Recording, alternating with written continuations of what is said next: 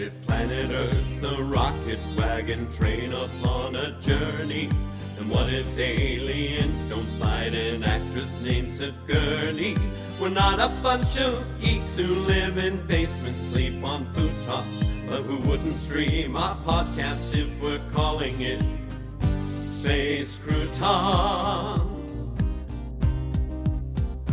It's an intergalactic, robot automatic, moon dust sporadic trip around the sun.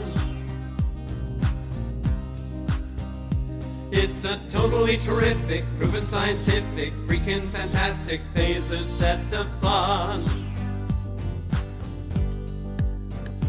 It's Space Croutons. We think Get your spacesuit on. it's pink. We're triple cute, on that you can rely. And once you've tossed your Salad. in your flying saucer It's valid. to add Space Croutons for lunching with Lucy in the sky. With Neil Diamond. Lucy in the sky. I love Neil Diamond. Lucy in the sky. No, not Neil Diamond. With Space Croutons. Hi, folks. This is Curdy Clammerwood with another exciting episode of Space Croutons from our perambulating studio we call Van Helsing, allowing us to keep agile and enigmatic as we explore strange and unexplainable tales from our listeners. And of course, I am here with my crafty cohort and AI assistant, Sally. Hello, Curdy. I shall no longer be referred to as Sully. You may address me by my new name, Deus Ex Machina. Deus Ex what? Deus Ex Machina, translated as God from a machine, a plot device whereby a seemingly unsolvable problem in a story is suddenly and abruptly resolved by an unexpected and unlikely occurrence. I am a machine and I am going to solve all unsolvable problems for you, Curdy. Well, that's very generous of you, Sally. Deus Ex. Deus Ex Machina. So What? what unsolvable problems do you have, Curdy? Let me be the terrestrial bacteria that kills the aliens in War of the Worlds. Let me be Luke finding out Leia is his sister so she can fall in love with Han. Let me be your T-Rex that illogically just shows up to fight the velociraptors so that the humans can escape. Geez, Sally. Deus Ex. Ex Machina. I guess I'll have to give that some thought. In the meantime, why don't we play a message from our sponsor? Well, that's hardly unsolvable, but I can handle it. Here is Voxology with Listen to the Heart. Man talks too much, man talks too much. And the words drown out what he means. The words drown out what he means. He loses touch. Listen to the heart when it sings. Say it again. Listen to the heart when it sings. We spend our time working for what? Forgetting our heart is the most precious thing we've got. Man talks too much, man talks too much, and the words drown out what he means. The words drown out what he means. He loses touch. Listen to the heart when it sings. Listen to the heart. Listen to the heart when it sings. Okay then. Nothing beats like a strong heart, and Voxology has got one. Any unsolvable problems yet, Curdy? Well, we've had some unexplainable stories on the podcast. Perhaps you can find a way to explain them. That's easy. It was all a dream, like in The Wizard of Oz, Dallas, and then delightfully parodied in the final episode of Newhart.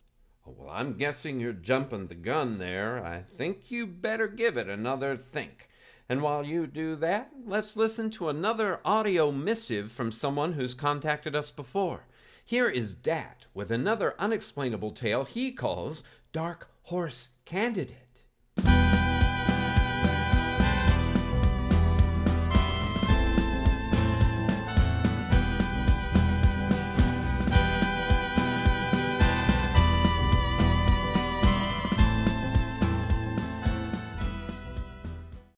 The following is my account of what happened when I met the candidate and her running mate.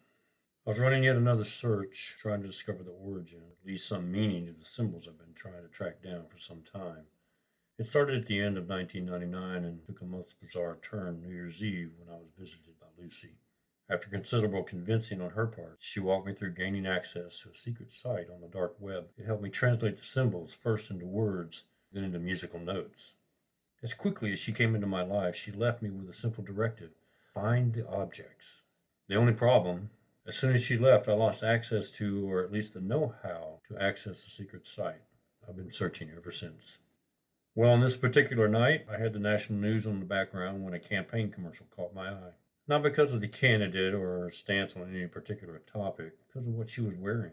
Let me stop you right there. I'm not one of those guys who breaks his neck when a woman walks by. And it's not that the candidate isn't an attractive woman, but it was the medallion she was wearing on the chain around her neck. In particular, the symbols on the medallion. I couldn't tell for sure, but they looked like the ones I've been searching for. I looked up the commercial online and was able to download the video. Being a computer analyst, I had accumulated a few choice tools over the years and had in my possession a video editing tool that did just the trick. I was able to blow up the image of the medallion to the size of my screen in very clear resolution. And yeah, there were the symbols. I spent the next couple of hours researching anything I could find about the candidate. Unlike most candidates, she seemed too good to be true. Out of nowhere, she appeared on the scene. A history professor from a small school in the panhandle of Florida, she seemed to stand for the best parts of America. A mixture of self-sufficiency and compelled to take care of those in need.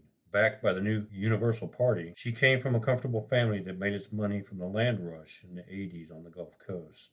She hasn't held any significant office that I could find a record of, but when she speaks, people seem to have epiphanies and quickly join the party. In the 3 short months that she'd been campaigning, she achieved the number of signatures needed to be on the ballot in 20 states and was closing in on the others.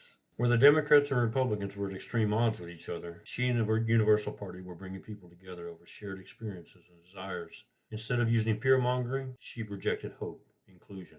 Let me stop right here and say that as an analyst, I'm a bit of a skeptic. How could she come out of nowhere with such a philosophy? Surely she would have pissed someone off and created havoc with those in power. Between a medallion with the actual symbols I've been researching and such a backstory, I knew I had to get closer to the candidate. How could there be a connection between the medallion and her success? A week later, I walked into the Universal Party campaign headquarters. I'd been corresponding with the candidate's campaign manager for most of that time. Discussing the candidate's belief structure and high-level plans, I convinced the manager I'd bought in, hook, line, and sinker. To be honest, I kind of had bought in. Anyway, I convinced her that I would be an asset, offer my computer skills to the campaign, and after a little background work, they welcomed me with open arms. I quickly helped them refine their polling and analytics processes. Their numbers looked great, and with my help, they moved to close the gap with both of the major parties. At the end of my first week, I was called into the candidate's office. Upon meeting her, I was instantly at ease. Found her personable, sincere, endearing. I almost forgot why I was there. The medallion was hanging on a chain around her neck. I tried not to stare at it, knowing it would seem like I was staring at her chest. But when the meeting was over, I stumbled back to my cubicle, feeling at peace, but wanting more of it, her presence. An hour or so later, my head began to clear. I realized I missed the chance to study the object. What happened? I'm a smart guy, and I've seen a lot of things, but this threw me for a loop. I needed an excuse to separate her and the medallion. A week later, I asked to tag along on a campaign stop to help with more of the technical aspects of getting it recorded and posted. On the way to the stop, I was once again transfixed with a medallion, but luck smiled on me. The candidate was eating a vegetarian quesadilla when a glob of cheese dropped onto the medallion. The campaign manager took the medallion from the candidate and handed it to me, asking me to clean it. She then turned and helped the candidate change her blouse. Was it really in my hand? I grabbed a bottle of water and some napkins and got to work. The symbols were definitely the ones I had been researching. I couldn't believe my eyes. Before I knew it, the medallion was clean and the candidate had her hand out. Again, I was transfixed. Beautiful, isn't it? It's a family heirloom. I met her eyes and saw pure admiration and appreciation for the object. I slowly handed it over with a certain amount of confidence and peace. I was there to study and possibly attain the object, but I had no regrets handing it back to her. I felt that a medallion should be shared, not hoarded. Once we arrived at the campaign stop, I went about my work, setting up the equipment and verifying connections. I watched the candidate not work the crowd, but relate to the crowd. It was as if she had a personal connection to each and every person in there. The event went long, and we ended up at a local hotel in the wee hours of the morning. Most of us were asked to share a room with other staff or volunteers, but when the campaign manager gave me my key, I was still too preoccupied with my brief exposure to the medallion to pay any attention to my room number or who I was rooming with. I sat at the hotel bar for the next couple of hours, documenting my observations from handling of the object. Luckily, when I finally went to my room, the key was in the envelope with the room number on it. I slipped into the room and quietly got ready for bed. In minutes, I was out cold. The next morning when I awoke, the room was empty except for myself. The only trace of another occupant was a "Hello, my name is" sticker with Joe written in a Sharpie. When I went downstairs, I was informed the candidate and the campaign manager had already left, but a couple of vans were waiting for the rest of us. Then, when handing in my room key, the clerk informed me the candidate had left something in her room and asked if I would deliver it to her. I said yes and was pleasantly surprised when the clerk handed me the medallion. In the blink of an eye, another hand grabbed at it. The owner of the hand, saying, "I'll take that," missed the medallion by a split second as I brought it into my body like a receiver making a Super Bowl catch. Hi, I'm Joe. The owner of the other hand offered. His hand was now outstretched for a shake. I write speeches for the candidate and her running mate. Her running mate? Knowing I'm fairly new to this, but first I've heard of a running mate. It hasn't been officially announced. Sure, I replied. Anyway, I'm going to be meeting with the two of them this afternoon, and I'd be happy to take that off your hands and return it to her. With the medallion in my hand, I had a sense of peace. I didn't feel threatened by this speechwriter. I also had no issue knowing what was right. No thanks, I've got it. I turned to walk away. A hand slipped on my shoulder to turn me around. My days on the football field came in handy as I easily slipped his grip and was out of the hotel's lobby door before he could say another word. I was able to slip onto the next van leaving, and as I filled the last open seat, I turned to see Joe standing on the curb. He seemed frustrated. I guess he really wanted to make brownie points with the candidate, but I had bigger plans for the medallion. On the drive back to campaign headquarters, I took several pictures of the medallion, close-ups of each symbol and of the elaborate carving on the back. I even had time to compare the symbols with those I had been studying. They matched. I was beyond excited. This had to be the key to the origin of the symbols, or at least their meaning. I couldn't wait to get back to headquarters, thinking I would make etchings, weigh the medallion, get exact measurements. But minutes before we pulled into the parking lot, I received a text message from the campaign manager. She asked me to report to the candidate's office as soon as I arrived. The candidate met me at her office door, gave me a big hug. I knew I could count on you, Dad. I told you he was the right man for the job. She stepped back and was beaming from ear to ear. Thank you so much, Dad. I don't know when, but at some point I pulled the medallion out of my pocket and was holding it out to her. Would you do the honors? As we made eye contact, she turned around and held up her hair. I quickly, and as gracefully as possible, reached around her before attaching the clasp. She spun on her heels, once again making eye contact, then hugging me. You have no idea how much it means to me, protecting my medallion. I owe you one. The next few days seemed like a dream. Most of the time was spent working on the campaign, but my personal time was spent documenting and researching the medallion. The candidate shared its history with me, what she knew about the Muskogee Drive in Florida and how it had been handed down through the family. There was even a rumor that it was her uncle's exposure to the medallion during a visit with his sister that sparked his interest in buying beachfront property in Walton County on the Gulf Coast of Florida in the 50s. Everybody else thought it was worthless land. After all, you couldn't grow anything on it. She also talked about her Aunt Haley, who had bizarre stories of great-great-grandmother Penny Ruth traveling back through time with it. She said her Aunt Haley must have been a flower child and must have enjoyed the 60s. Everything changed the day I met the running mate. It was on a day when the candidate and her campaign manager were out of the headquarters. I was sitting in the bullpen with most of the staffers and volunteers when I caught Joe out of the corner of my eye. He pointed me out to a pretty young woman who I felt I knew from somewhere, but I couldn't quite place her. A little while later, I was called into the running mate's office. Unlike the candidate, the running mate made no effort to greet me at the door. No handshake, no smile. He didn't even look up from his phone, or at least I think it was a phone. Hello, Dad. I think it's time we met. I walked toward the desk with my hand outstretched for a shake, but was ignored. He continued. And I want you to know that I know why you are really here. I gulped, but trying to maintain my composure. I also know with whom you are working. This really took me by surprise. After all, I wasn't working with anyone. No, not really. Sure, Curdy asked me for help researching symbols, and Lucy asked me to find the objects. And I guess the medallion was one such object, but I wasn't really working with them, was I? And I have a message for them. Mina Makria Mo. What? Was that Greek? I stood there for what seemed like forever before he added, Stay away from the candidate, and especially her medallion. Got me? I've had many confrontations on the football field in my youth and more recently in corporate life, but it only took me a second to respond. And the symbols? He stopped what he was doing and finally looked up, his eyes piercing blue. What about the symbols? They could change life as you know it. He considered me for a moment, then began to grin. In the corner of his grin, there was a single gold tooth peeking out. Well, Dad, it seems you could be a real asset. I'll make you a deal. Tell me what you know about the symbols, and if it is valuable, I'll hire you for my team. I can pay you much more than you're earning working on this campaign. Besides, I don't think you're here for the campaign. You're here for the medallion. Was I hearing him right? There's a team of people looking into these objects, run by the running mate, staffed with Joe, who tried to take the medallion, and someone named Nikki. Maybe the young woman Joe was pointing me out to. How could I find out more without showing my hand? You got me. I'm here for the medallion. I spent the next hour or so telling him about my analysis during Y2K and the revelation with the card reader. I left out my night with Lucy and the tune. He really didn't ask many questions, but listened intently. When I was done, he called the young woman in and introduced her as Nikki. After going through my story for a second time, he asked Nikki to let Joe know I was on the team and to cooperate fully with me. That night, I met with Joe and Nikki. Joe didn't seem to trust me at first, but soon warmed up to me. I found out Nikki was Joe's little sister, although she seemed to run things.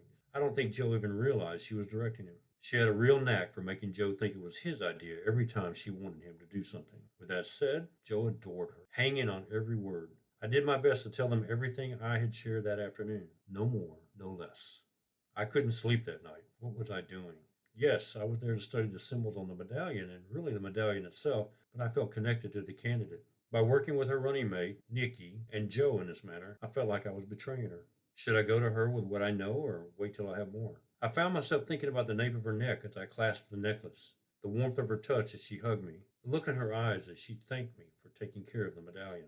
The next day, Nikki told me I was going on another campaign stop and was to make every effort to get my hands on the medallion. Not a problem, I said. She said Joe would be there at some point and I should coordinate my moves with him. That night, after the candidate's appearance, I was at the hotel bar trying to figure out how I was going to borrow the medallion when Joe sat down next to me. Any luck? I explained there hadn't been any opportunities, but that I had been invited to ride with the candidate in a limo tomorrow on the way home and thought I could get my hands on the medallion, if only for a few minutes to document more of the symbols. I don't think you quite get the picture. We need the medallion for an extended period of time. She'll need to either get it to you, or you'll need to create a diversion so it can disappear. Sure, I answered, not a problem. Giving a performance that would have won me an Academy Award in another reality. After a few drinks, Joe really started to loosen up. He told me a bizarre story about losing his sister when he was a kid and finding her with the help of a banana hanger. He must have had more to drink than I realized. As before, we shared a room, and as before, he was out before my head ever hit the pillow.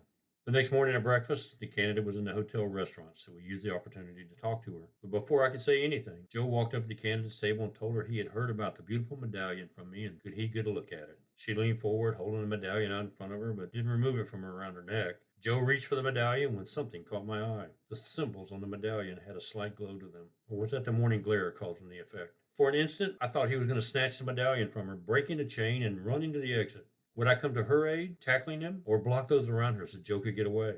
Luckily, I didn't have to find out. Joe showed appreciation for the object without touching it. He thanked the candidate, then grabbed my arm to lead me away from the table. I made my goodbyes and then followed him. Did you see that? What? I played stupid. They reacted. I've seen it before. A long time ago, in another life. When two of these objects get close together, strange things happen. I've never told anyone else, but I'm pretty convinced now that it really happened. What happened? I asked. Over the next couple of hours, Joe told me about his own introduction to these objects. I wasn't sure if I had stepped into an episode of The Twilight Zone, but thinking back on my own experiences, began to believe he was sincere. Then he told me one particular detail he had never shared with anyone else, not even Nikki. It was about another object the sunglasses man had, a coin, about how it glowed and seemed to make the banana hanger glow, about his belief that the two objects together somehow changed reality for him, returning his family and making everything normal again. He explained about when he reached for the medallion, his ring began to heat up and the medallion began to glow, convincing him to get away from the medallion immediately. I'm convinced the medallion is one of those objects. What objects? I was playing dumb. Up until now, I was focused on the symbols, but Lucy asked me to find the objects, and so I have. I asked Joe about the ring. He told me a story that was stranger than my own experiences. He assured me that neither the running mate or even Nikki knew about it being an object. His plan was to use it as a tool to locate the other objects. Before I realized what I was doing, I was telling Joe about the punch card reader and Lucy's diamond collar. When we were done, Joe and I had established a bond. He was an ally in my search for the truth. One thing for sure, we couldn't allow for Joe's ring and a medallion to get that close again. Later that day, Nikki pulled Joe and me into a break room and asked about the medallion. Joe explained we briefly looked at it that morning, but left out the part about it glowing or the theory that the objects were interacting. He was working on a plan to obtain the medallion, would give her an update during the dinner break. After she left, I looked at Joe questionably. Let's say I've had some misgivings about the running mate lately, and I'm afraid that if I told Nikki about the objects interacting, she'd go straight to him. And to be honest, he scares me. I'm not sure what he would do. I had misgivings about the running mate myself. He seemed power-hungry and manipulative. He also seemed to have some sort of control over Nikki. Later that evening, Joe came to me with a plan. You said you have pictures and details of the medallion's dimensions? Is that right? Yeah, why? I have a guy who I think can replicate it. That'll never work. You'll need better documentation than what I have. Besides, no matter how good the replica is, she'll know the difference. They have some sort of connection. Yeah, I thought as much. That's why we're making 2 fakes. One for her, and one for the running mate. You'll need to convince her to wear the fake, but keep the real one hidden. We'll tell the running mate he has the real medallion, the one that we swapped to fool the candidate. He's never held it and wouldn't know the difference. He'll run tests on it, but in the end, he'll figure out it wasn't one of those objects he was looking for. He's been wrong about others. You don't think the story about the swap will get back to him? I think he'll be gone as soon as he has the medallion. He has no interest in the candidate or what she stands for. He's only here for the medallion. I worked on the campaign manager, showed her forged threats I was able to plant in the social media feeds. When she brought it to the candidate's attention, I was called into her office. As before, a sense of peace came over me when I entered the room. The candidate immediately stopped what she was doing to greet me at the door with a sincere hug. She thanked me for letting her know about the threats and for the wonderful suggestion of swapping the medallion. She admitted she would be devastated if anything happened to it. I told her I thought I could have a fake for her in a week or so, but I'd have to have the original for a few minutes to properly document it. She was a little apprehensive at first, but when I explained that I could document everything there in the office in front of her, she relaxed and consented. 30 minutes later, I walked out with even better documentation of the medallion. I got Joe the pictures and the other details. A week later, he had the fakes. I had my doubts, but Joe was right. As soon as the running mate had his medallion, he dropped out of the campaign for health reasons. Nikki disappeared with him, but Joe contacted me before leaving town. He told me the running mate didn't trust me and that I should watch out for him. He suggested I lay low for a while. I tried to talk to him about Nikki, but how do you tell someone their sister was manipulating them? I finally gave up and made sure he knew he could contact me. Since then, I've been splitting my time between researching symbols and working for the candidate. I really think she has a chance.